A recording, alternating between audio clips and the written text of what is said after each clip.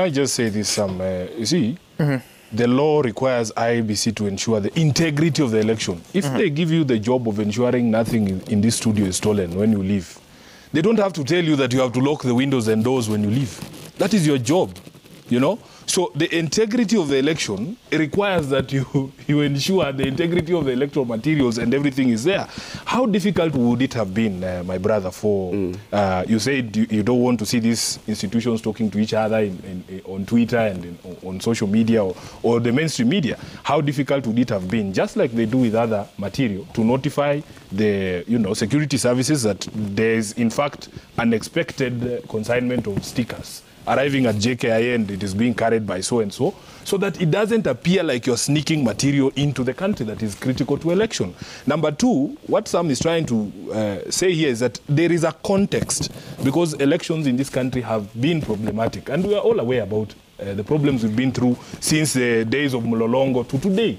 We did not just wake up and find ourselves suspicious of electoral commissions or commissioners or people who actually, run elections in this country. We have to contextualize it in the context of Kenyan experience, that in fact every single thing that you do must be deliberate to build confidence in the public and in the people, stakeholders in elections, that you actually know what you're doing. So for you not to notify, and not for you to have officers from IEBC present to actually confirm these things when they arrive, the way that you do with other things, it is what raises that suspicion. We are not interested in crippling the operations of the electoral body. We want this election to come and go, Sam. We are not interested in a postponement.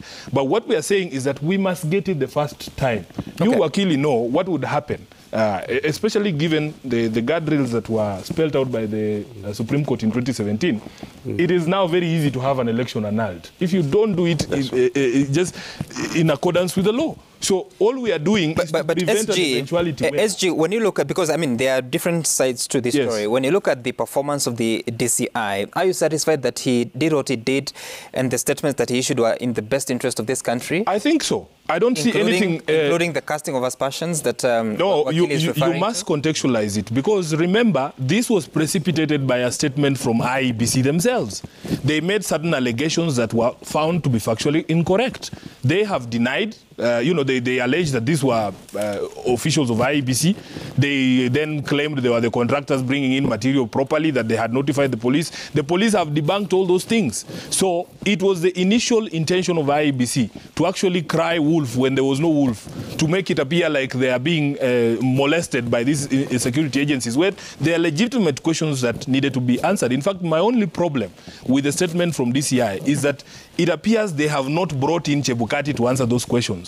I personally don't believe that he should be answering, these questions should be posed to him through the letter or the statement that was put out. Call him in, because I don't think that the commission chair is above the law. He should be able to come and answer these questions to the DCI, so that the DCI can tie all the loose ends. There are names of people that are mentioned there, severally. We don't know who those people are. I think the expectation from a DCI is that we know these people and that we know what they are up to.